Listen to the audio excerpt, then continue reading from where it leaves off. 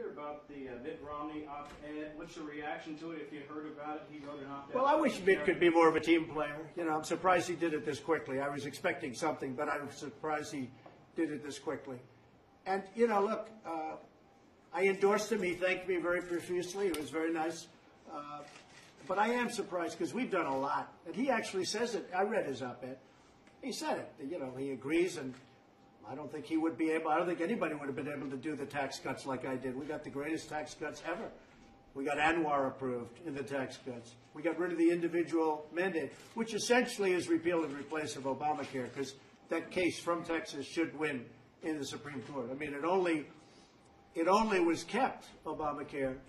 It was only kept because of the individual mandate. Now that that's gone, I don't know how you can possibly keep it. So that's repeal and replace.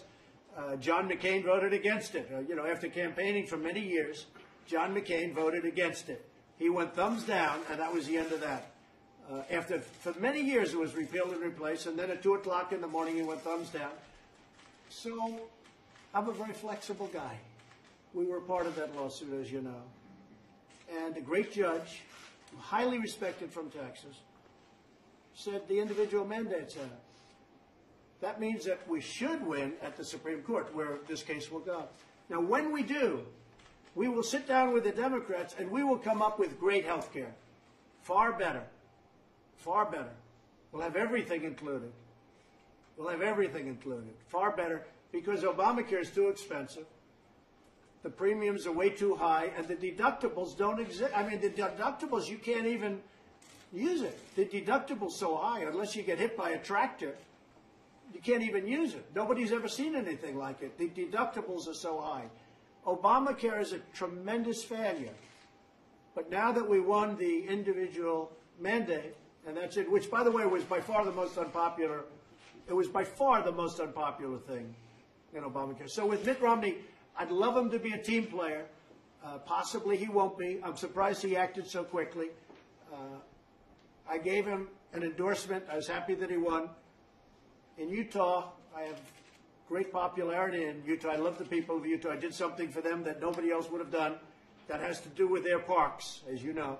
That was a big day, a big thing. And we did that for a very special person who is now going to be retiring after 42 years. You know who I'm talking about. Our great friend, our great senator, who's really a spectacular man. And also for Mike Lee, who really pressed it very hard. So Orrin Hatch and Mike Lee. And the people of Utah really appreciate what I did for them. Hundreds and hundreds of miles of park that they'll be able to now use as opposed to not. And so I was surprised at Mitt Romney, but I just hope he's going to be a team player. And if he's a team player, that'll be great. I will say this. If he fought really hard against President Obama, like he does against me, he would have won the election. Does that make sense to you? If he fought the way he fights me, I'm telling you, he would have won the election. But I think he's going to end up being a team player. I think he agrees with many of the things that we've done and many of the things that we have in mind, and we'll see what happens. Mr. President, yeah, go ahead, Afghanistan. In Afghanistan, you have won ISIS in Syria, but in Afghanistan, Taliban is gaining ground. And you mentioned India about it. What role do you want India to play? Well, I think India should be involved in Afghanistan. I mean, I'll give you an example. You can talk about our generals. I gave our generals all the money they wanted. They didn't do such a great job in Afghanistan. They've been fighting in Afghanistan for 19 years. General Mattis thanked me profusely for getting him $700 billion. He couldn't believe it. General Mattis thanked me even more the following year when I got him $716 billion. He couldn't believe it because our military was depleted. Now we're rebuilding our military. We're getting, in fact, Pat was very responsible for a lot of the orders for the new F-35 fighter jets and F-18s and all of the things we're doing, including ships and missiles and everything. But General Mattis was so thrilled. But what's he done for me? How has he done in Afghanistan? Not too good. Not too good. I'm not happy with what he's done in Afghanistan, and I shouldn't be happy. But he was very happy. He was very thankful when I got him $700 billion, and then the following year, $716 billion. So, I mean, I wish him well. I hope he does well. But as you know, President Obama fired him, and essentially so did I. I want results. India is going to be more security related, or We're going to do something that's right. We are talking to the Taliban. We're talking to a lot of different people. But here's the thing, because you mentioned India. India is there. Russia is there. Russia used to be the Soviet Union. Afghanistan made it Russia because they went bankrupt fighting in Afghanistan, Russia. So you take a look at other countries. Pakistan is there. They should be fighting. But Russia should be fighting. The reason Russia was in Afghanistan was because terrorists were going into Russia. They were right to be there. The problem is it was a tough fight. And literally they went bankrupt. They went into being called Russia again as opposed to the Soviet Union. You know, a lot of these places you're reading about now are no longer part of Russia because of Afghanistan. But why isn't Russia there? Why isn't India there? Why isn't Pakistan there? Why are we there? We're 6,000 miles away. But I don't mind. We want to help our people. We want to help other nations. You do have terrorists, mostly Taliban, but ISIS. I mean, I'll give you an example. So Taliban is our enemy. ISIS is our enemy. We have an area that I brought up with our generals 4 or 5 weeks ago where Taliban is here, ISIS is here, and they're fighting each other. I said, why don't you let them fight? Why are we getting in the middle of it? I said, let them fight. They're both our enemies. Let them fight. Sir, we want to do it. They go in and they end up fighting both of them. It's the craziest thing I've ever seen. I think I would have been a good general, but who knows? But you know what? These are two enemies that are fighting against each other, and we end up going in and fighting. And what are we doing? But I say this, India, great relationship with Prime Minister Modi. He's a great gentleman and a great man, and he's done a fantastic job. He's brought the country together. India, Russia, you look at some of the satellite countries that are extremely wealthy with oil surrounding. I mean, I spoke to some of them. I said to a certain country, very rich country, what would you do if the United States pulled out? Oh, we'd be taken over by the Taliban and terrorists. I said, then why are you charging us when we have to use your country to send product through? Why are you charging us when we send airplanes over your country? We're doing the job for you. Why are you charging us? He said to me, very great gentleman, smart. He said to me, well, nobody ever asked me not to. I said, I'm asking you not to. He said, we will not charge you. And I'm talking about millions and millions of dollars. Flights over his country. But I say to him, what would happen if we weren't here? And he looks at me and he goes, we would be overrun. We could not defend ourselves. And yet he charges us, but he doesn't charge us anymore. Okay, yeah, please, Jeff. President, use the word slowly when you're describing the withdrawal from Yeah, I never said fast or slow. What's Yeah, your timetable? When do you want troops to be out? I know somebody said 4 months, but I didn't say that either. I'm getting out. We're getting out of Syria. Look, we don't want Syria. Obama gave up Syria years ago when he didn't violate the red line. I did when I shot 59 missiles in, but that was a long time later. And when President Obama decided not to violate his statement that never crossed the red line, and then they did, and he didn't do anything about it. You know, making a threat is okay, but you always have to follow through with the threat. If you're going to make that threat, you can't make a threat and then do nothing. So Syria was lost long ago. It was lost long ago. And besides that, I don't want, we're talking about sand and death. That's what we're talking about. We're not talking about, you know, vast wealth. We're talking about sand and death. Now, the Kurds, it's very interesting. Turkey doesn't like them. Other people do. I didn't like the fact that they're selling the small oil that they have to Iran. And we asked them not to sell it to Iran.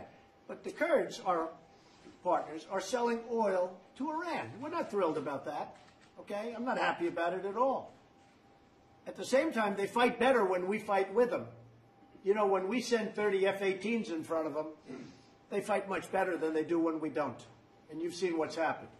But we want to protect the Kurds. Nevertheless, we want to protect the Kurds.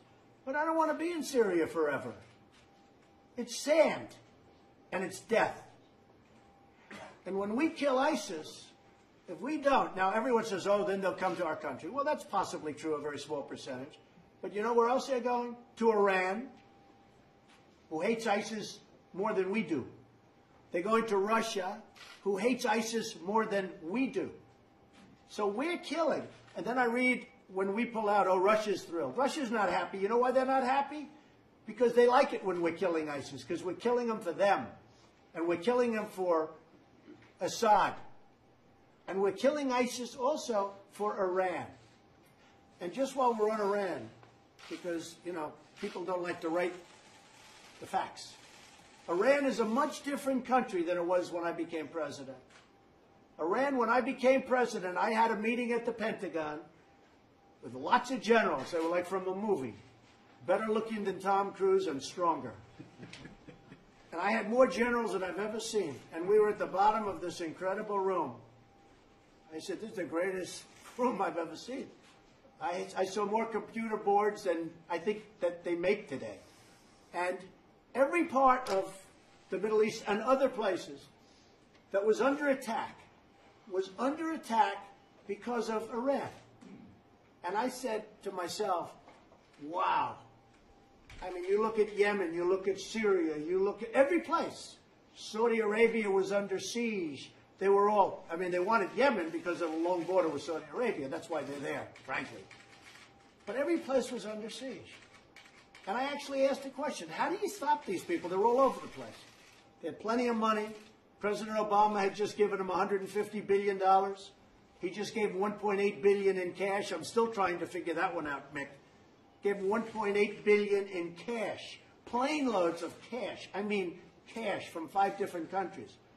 You know why from 5 different countries, Jeff?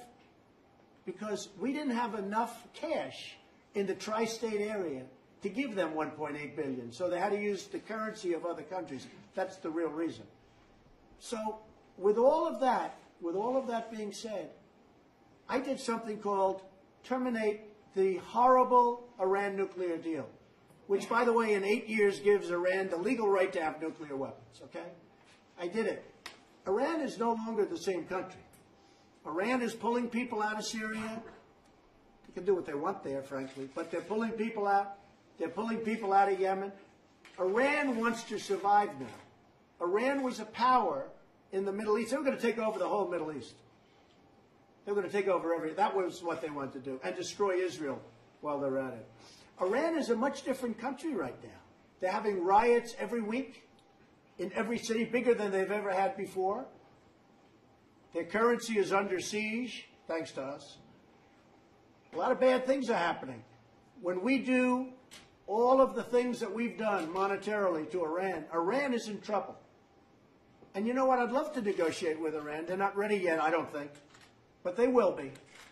But Iran is a much different country right now, Jeff, than it was when I took over. When I took over 2 years ago, Iran was going to take over the Middle East and who knows what, and they were going to have all the nuclear weapons they wanted in a very short period of time because of that stupid deal. When I terminated that deal and then did what I had to do, Iran is a much different country today than it was 19 months ago. That I can tell you. You just named it on the timetable for withdrawing troops. Do you think it's... I think it's just over a period of time, but we're withdrawing. But we're hitting them. We're hitting them very hard. When I met with the generals in Iraq, I said to a couple of the generals, I said, "Why did you do this before?" He said, "Sir, our commanders were telling us what to do." I said, "Well, don't you tell them?" "No, sir. We take orders," and they do. You know, they're great soldiers. They listen. I do it differently. I sat around, and after a few minutes, they loosened up and they said, "This is what we should do." But we were supposed to be out of Syria many years ago. If you remember, we went to Syria for some spot hits. And that was 5 years ago. And we never left. I don't want to be in Syria. I go to Walter Reed Hospital. And I see soldiers that are so badly injured and hurt.